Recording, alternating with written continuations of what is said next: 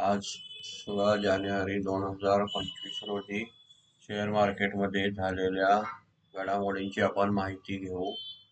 आज सेन्सेक्स 318.74 अंकांनी वाढून 77,042.82 इथे बंद झालेला आहे. आणि आपण पाहिलं असता आज निफ्टी 50 मध्ये 98.60 अंकांनी बढ़त होऊन 23,311.80 अंकाने निफ्टी इथे बंद झालेली दिसत आहे. आज आपण पाहिलं असता मार्केटमध्ये बँक निफ्टी ही 49,278.70 अंकांनी बंद झालेली दिसत आहे. आज बँक निफ्टी मध्ये 27 अंकांनी बढ़त झालेली आपल्याला दिसत आहे. आज इंडिया विक्स वाढलेला आहे आणि डॉलर इंडेक्स सुद्धा वाढलेला आहे, पण त्याची पर्सेंटेज जे पाहता फार कमी आहे.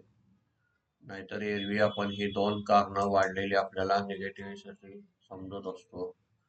तरी पण आणि पुढं काय मार्केटसाठी निगेटिव्ह आपल्याला मिळत आहे का, किंवा चालू आहे ती ग्रोथ मजबूत आहे का, बबल आहे किंवा रॅली दिसत आहे, याची आपण माहिती घेऊ.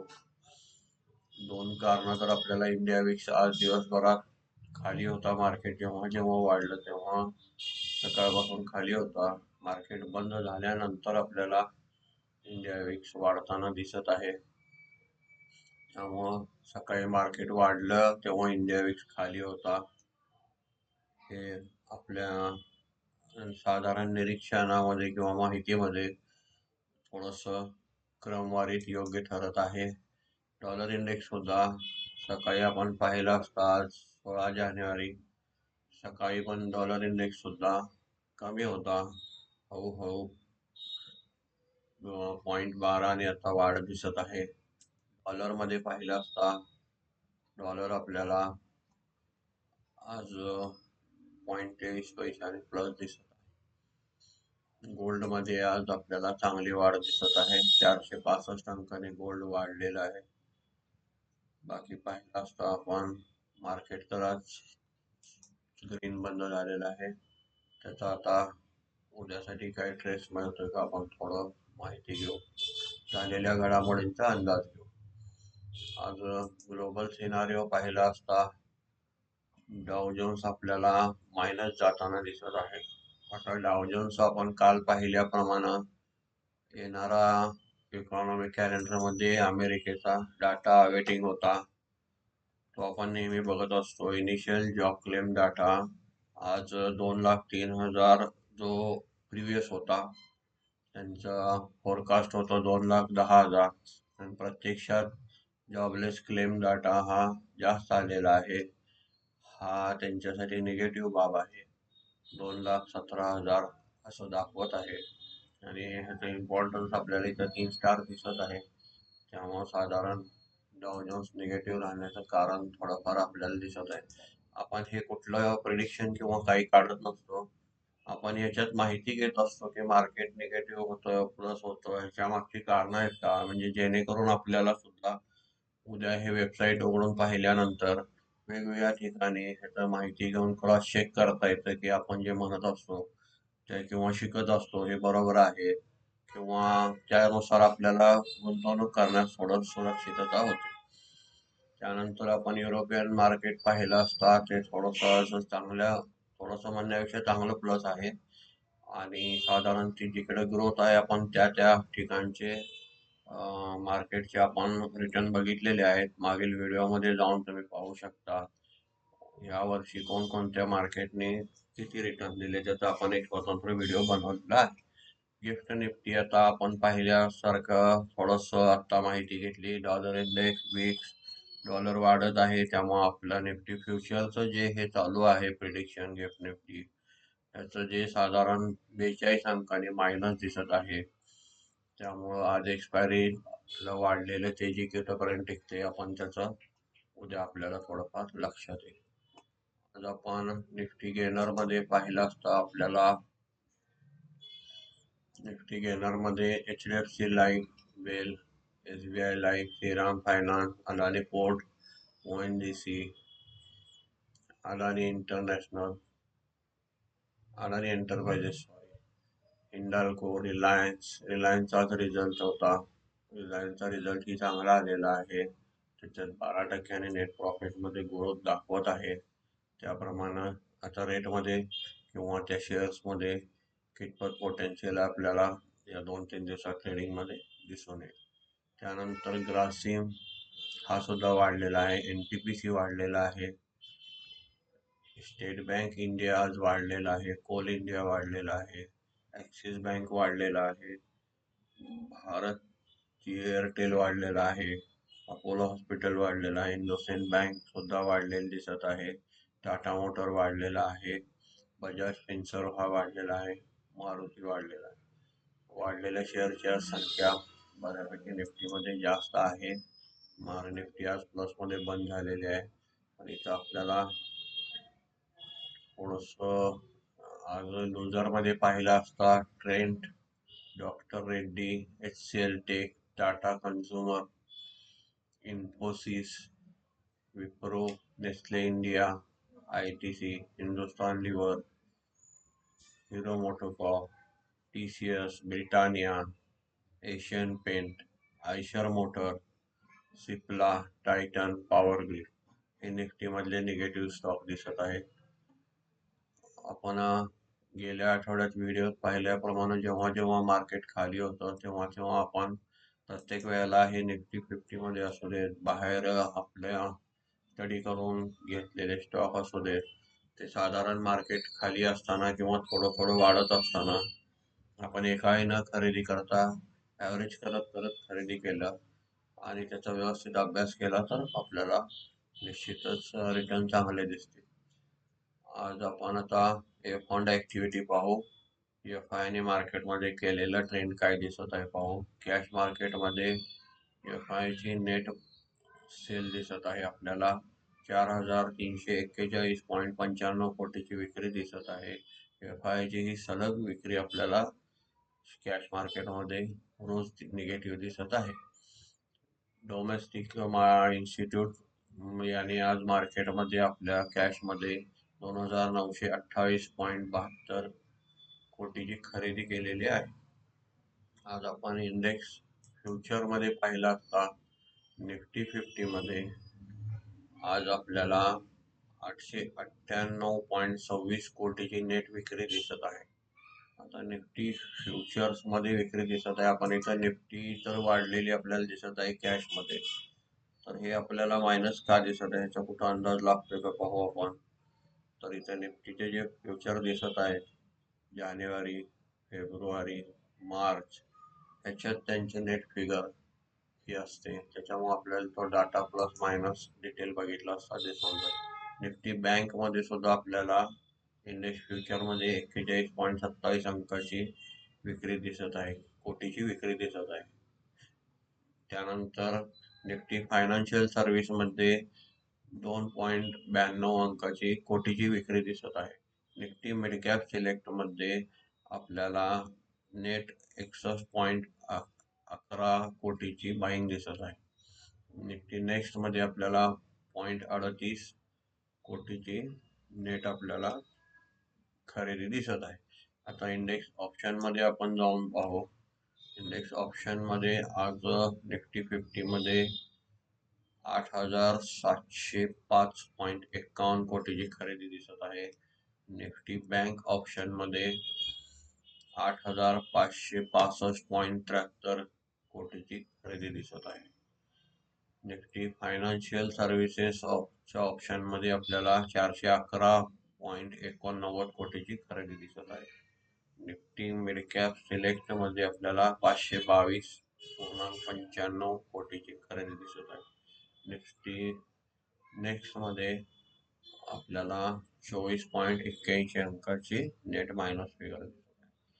आता आपण स्टॉक फ्युचर आणि स्टॉक ऑप्शनमध्ये काय केलेलं आहे आपण त्याच्यातले आपण स्टॉक फ्युचरमध्ये इथं पाहिलं असतं आपल्याला 4,631.72 कोटीची नेट विक्री दिसत आहे. स्टॉक ऑप्शन मध्ये पाहिलं असतं आपल्याला 451.21 कोटीची नेट विक्री दिसत आहे. आता आपण ह्याच्यामध्ये साधारण टॉप घेणार वगैरे बघितले, पण ऑप्शन चेन मध्ये जी विक्री आहे त्याचा थोडासा आपल्याला कसा अंदाज लावायचा आपण पाहत असतो. 16 जानेवारीच्या एक्सपायरी झाली. साधारण ऑप्शन मध्ये आपण बघितलेला आहे ओटीएम एटीएम कॉल मागच्या व्हिडिओत जाऊन बघू शकता. ॲट मनी आपण इथं म्हणतो 23,350 ला. तर आज आपल्याला ऑप्शन्स मध्ये काय येणाऱ्या एक्सपायरी मध्ये काय पोझिशन स्टँडिंग केली असेल त्याचा आपण इथे बघत असतो. याला आपण ओपन इंटरेस्ट किंवा इथं आउटस्टँडिंग पोझिशन असंही म्हणलं जातं. प्रत्येकाचे शब्द वेगवेगळे असतात. हे हा जो डाटा असतो ह्याच्यावर आपल्याला पुढचे रेजिस्टन्स सपोर्ट दिसत असतात.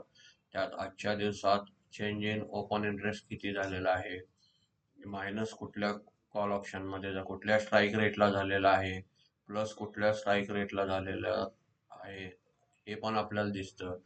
आपण 23,450 ला पाहिलं असता इथं आउटस्टँडिंग हे ओपन इंटरेस्ट वाढलेलं दिसत आहे. 23,400च्या आपल्याला इथं कॉलमध्ये अजूनही वाढलेलं दिसत आहे.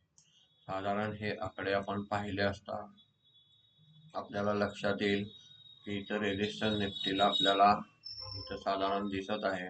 त्याचा अर्थ असा असतो की इथं आपल्याला जास्त 23,400चे कॉल रायटिंग केलेलं आहे, म्हणजे कॉल विकलेले आहेत. ते आपण पाहिलं असता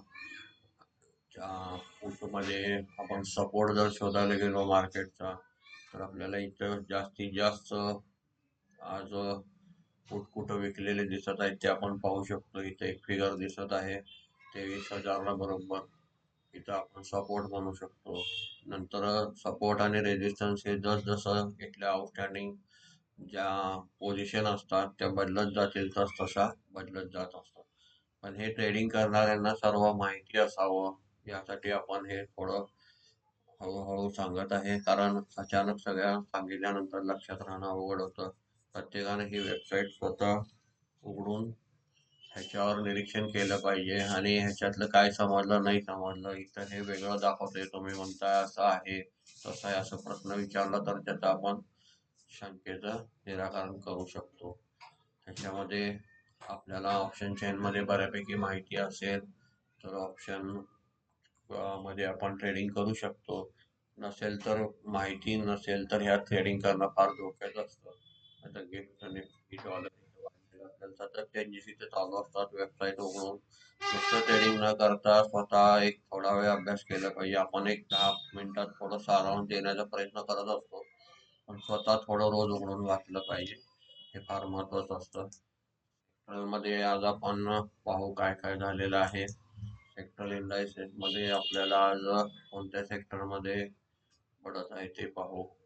निफ्टी ॲटो मध्ये आपल्याला 148.50 अंकाची वाढ दिसत आहे. निफ्टी ॲटो मध्ये आपल्याला प्लस शेअर इथं दिसत आहेत. निफ्टी पीएसयू बँक मध्ये पाहिलं असता आपल्याला 156 अंकाची वाढ झालेली आहे. निफ्टी आयटी मध्ये पाहिलं असता आपल्याला 212 अंकाची घट झालेली आहे. आपण सलग 2 दिवस पाहिलं असता निफ्टी आयटी मध्ये प्रॉफिट बुकिंग दिसत आहे. त्यामुळं आपण त्याच्यातले कोणते घटक आहेत आपल्याकडे कोणते आहेत प्रॉफिट मध्ये असतील तर आपण प्रॉफिट बुक करावं का, त्याचा ट्रेंड समजण्यासाठी हे सेक्टरल इंडायसेस कुठलं सेक्टर बूस्ट आहे, कुठलं सेक्टर वाढत आहे, त्याच्यात चांगल्या न्यूज चालू आहेत ते आपण बघण्यासाठी सेक्टरल इंडायसेस बघत असतो. सेक्टरल इंडायसेस बघण्याचं कारण हे आहे की आपल्याला कोणत्या सेक्टर्स मध्ये आता ग्रोथ चालू आहे, तिथं काय प्रॉफिटेबिलिटी तयार झालेली आहे. आता आपण निफ्टी फिन सर्व्हिसेसचे स्टॉक पाहिले असता 263 अंकाने ती वाढलेली आहे. त्यानंतर निफ्टी फार्मा मध्ये पाहिलं असता आपण 62 अंकाने घट झालेली दिसत आहे. निफ्टी एफएमसीजी सेक्टर मध्ये पाहिलं असता 309 अंकाने आपल्याला घट झालेली दिसत आहे.